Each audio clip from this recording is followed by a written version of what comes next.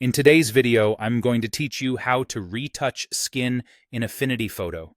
We're going to keep things simple, clean, and natural, so your subject looks like themselves, just a little more polished.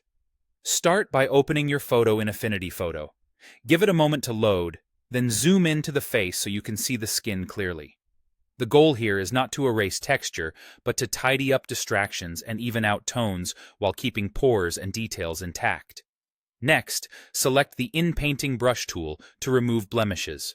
This tool intelligently samples nearby pixels, making quick work of spots and small distractions. Use a soft, slightly larger brush for broader marks and a smaller brush for tiny imperfections. Work slowly, click or lightly paint over blemishes, and let the tool blend for you. Don't overdo it. Leave natural features like moles or freckles if they're part of the person's character. Now duplicate the layer. This gives you a safety net and keeps your workflow non-destructive. You'll apply smoothing to the duplicate layer while the original stays untouched, so you can always dial back or compare as you go.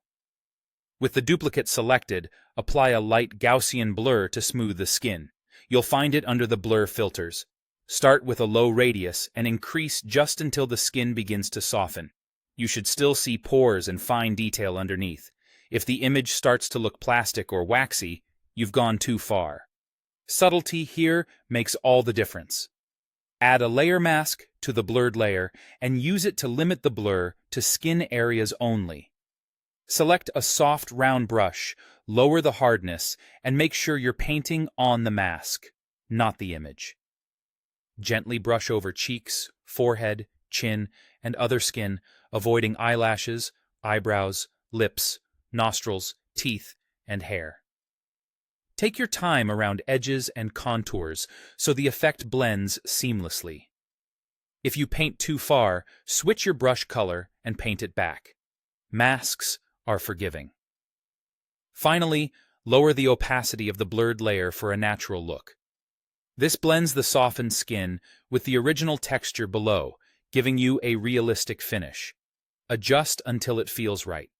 Usually somewhere in the subtle range works best. Zoom out to see the overall effect, then zoom in to check transitions and make any minor touch-ups on the mask. That's it.